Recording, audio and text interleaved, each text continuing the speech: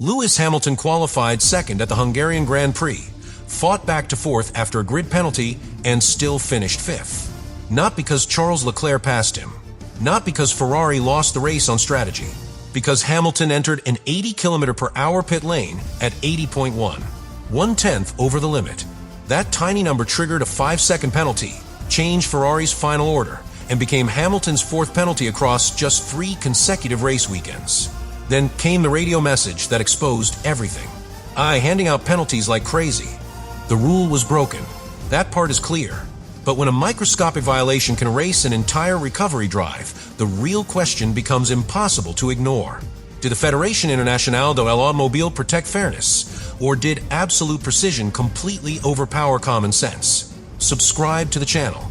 To understand why this penalty felt so brutal, you have to go back to the moment Hamilton's weekend first began slipping away. He had qualified second. That was not a lucky position. It was not gifted by weather, strategy, or another driver's mistake. Hamilton had put the Ferrari on the front row through speed. At the Hungaroring, that is one of the most valuable places a driver can start. The circuit is narrow. The corners arrive one after another. And once a driver becomes trapped behind another car, even superior pace can become almost useless. Starting second would have given Hamilton clean air, strategic control, and a clear opportunity to fight at the front. Then the stewards intervened. Hamilton received a 3-place grid penalty for obstructing Oscar Piastri at turn 1 during the final part of qualifying. Second became fifth.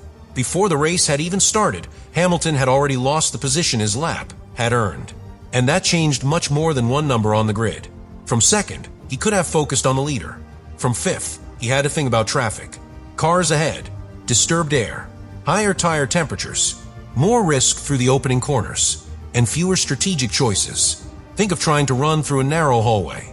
You may be the fastest person there, but if 4 people are blocking the path, your speed cannot immediately save you. That was Hamilton's problem. The Ferrari still had pace. Hamilton still had confidence, but the race he had prepared for no longer existed. He now had to recover, and that is exactly what he began to do. Hamilton moved forward during the Grand Prix. He managed the pressure. He kept the Ferrari competitive. And after starting fifth, he crossed the line in 4th place. That detail matters, because Hamilton had repaired part of the damage. He had taken a weekend altered by the grid penalty and fought his way back ahead of Charles Leclerc on the road. He had not recovered everything, but he had recovered enough to show that the pace was real. Then came the 3rd pit stop. The virtual safety car was active. That created a valuable opportunity for Ferrari, because stopping under those conditions can reduce the time lost compared with a normal racing lap. But the opportunity came with one absolute requirement. The pit lane speed limit was 80 km/h. Hamilton entered. The official reading showed 80.1, 1/10 above the limit. That was enough. 5 seconds. No warning. No smaller correction. No chance to recover the position on track. The penalty was added, and Hamilton's 4th place disappeared. The final classification placed Leclerc 4th and Hamilton 5th. 1/10 of a km/h had changed the order between the Ferrari drivers. And this is where the situation became so difficult to accept emotionally. Hamilton had already lost 2nd place on the grid. He had fought back from 5th. He had crossed the line 4th. Then another official decision returned him to 5th again.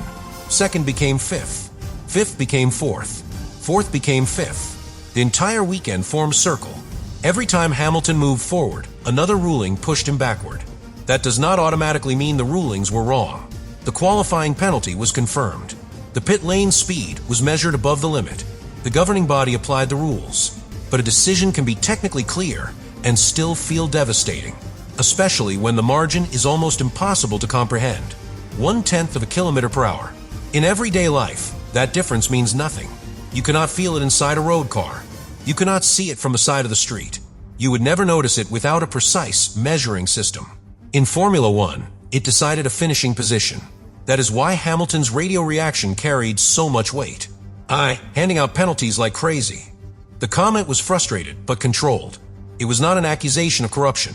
It was not a claim that Ferrari had been targeted. It was the reaction of a driver who had watched another result change through stewarding. And this was not an isolated moment. The pit lane punishment became Hamilton's 4th penalty across 3 consecutive race weekends. That does not prove a campaign against him. Each incident must be judged separately. But drivers do not experience penalties as separate pieces of paper. They feel the accumulation. One weekend changes, then another. One opportunity disappears, then another. A driver begins to wonder whether the next tiny mistake will cost more than the speed can recover. That pressure is real, and it creates a difficult psychological problem. Hamilton needs to continue attacking. He cannot become afraid of the limit. A Formula One driver who begins leaving too much margin loses time everywhere. He brakes earlier. He hesitates in traffic. He enters the pit lane more cautiously. He becomes cleaner but slower. Yet Hungary showed the danger of operating too close to the edge. 1/10 over. 5 seconds lost. 1 place gone. That is the impossible balance. Formula One demands that drivers approach the boundary with absolute precision. Then it punishes them the moment they cross it. That is not unusual. That is the foundation of elite competition. But Hamilton's case exposed how enormous the consequence can become when the breach is microscopic. The rule exists for a serious reason. The pit lane is filled with mechanics, equipment, and moving cars. The speed limit protects people. No driver can decide that a small excess should simply be ignored. But the controversy is not really about whether the limit matters. It does. The controversy is about scale. Should a driver recorded 1/10 above the limit receive a punishment powerful enough to change the final classification? Should the size of the excess matter? Or would any tolerance simply create a new line for teams to exploit? That is where the argument becomes difficult. Imagine a school with a strict arrival time. One student arrives 1 second late. Another arrives 20 minutes late. Both have broken the rule. But should both receive the same punishment? A strict system says yes. The boundary must remain clear. A proportional system says no. The size of the violation should matter. Formula One faces the same problem, except the consequences involve points, championships, strategy, and safety. If officials allow 80.1, teams will begin targeting 80.1. Then someone reaches 80.2. The debate starts again. The limit has not disappeared. It has only moved. That is why the governing body relies on a hard number. Below 80 is legal. Above 80 is not. The system is easy to understand. The result is not always easy to accept. And Hamilton's case became the perfect example. The measurement was clear. The punishment was predictable. The outcome still felt severe.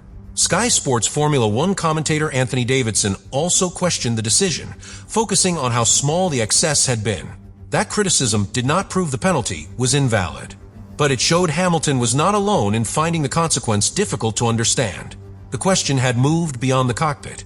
Was the punishment protecting safety, or was it applying a fixed response without enough regard for the scale of the offense? That distinction matters.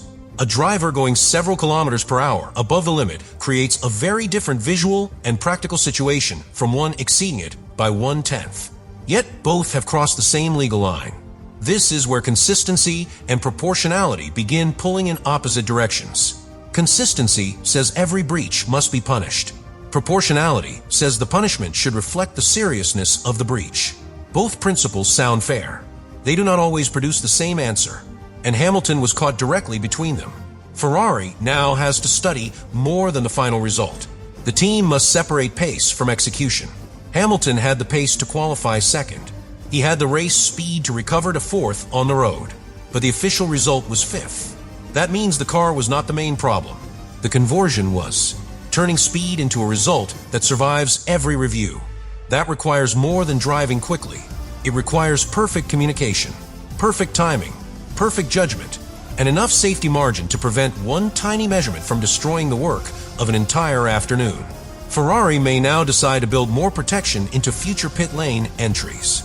Perhaps the practical target becomes slightly lower than 80. That would reduce the risk. It would also cost time. And in Formula One, even a tiny sacrifice can create another problem. A slower entry can lose track position. Lost track position can place the car in traffic. Traffic can damage tire temperatures. Damaged tires can change strategy. One cautious adjustment can spread through the entire race. That is the hidden consequence of Hamilton's penalty.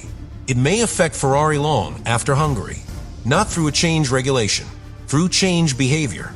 The team may become more conservative. Hamilton may become more careful. And every extra fraction surrendered to avoid punishment becomes part of the price. That is why this story is bigger than fourth place becoming fifth. It asks whether strict enforcement creates safer, fairer racing, or whether it forces teams to operate below the real limit because the cost of the smallest mistake is too high. There is no simple answer. Remove the hard line and arguments increase. Keep the hard line and cases like Hamilton's continue. That is the trap. And the pressure becomes even greater because the final order placed Leclerc ahead. The source does not confirm tension between the Ferrari drivers. There is no documented argument, no accusation, no internal conflict, but the result naturally creates an uncomfortable comparison. Hamilton crossed the line first between them. Leclerc received the higher official position. Both facts are true. One reflects the race on the road. The other reflects the race under the regulations. Ferrari has to acknowledge both. Hamilton's performance was stronger than fifth place alone suggests. His mistakes still changed the result. Ignoring the pace would be unfair. Ignoring the penalty would be impossible. That is where the real tension sits. Not necessarily between Hamilton and Leclerc, between what Hamilton achieved and what the official record shows. And after 4 penalties across 3 consecutive weekends, that gap can become emotionally exhausting. A driver wants a stopwatch to decide his value. Hamilton's Hungarian weekend showed that the stopwatch is only one part of the result. Positioning matters, procedure matters, limits matter, and 1/10 can matter more than an entire recovery drive. That may be the most brutal lesson of the weekend. Hamilton had enough speed to create something meaningful. He qualified second. He fought back to fourth. But Formula One does not reward what nearly survives. It rewards the final result after every regulation has been applied. Hamilton left Hungary in fifth. The penalty remained. The classification stood. Yet the debate did not end. Because the next time another driver exceeds a limit by a microscopic amount, this case will return. 80.1, 5 seconds, 1 lost position, and the same question will come back with it. At what point does perfect enforcement stop feeling like fair punishment? And that question becomes even more dangerous when the punishment starts changing how a driver races before the next incident even happens. Because Hamilton now knows exactly how little room exists. 1/10 of a kilometer per hour. That is all it took to turn fourth place into fifth. The next time he approaches a pit lane entry, the memory will be there.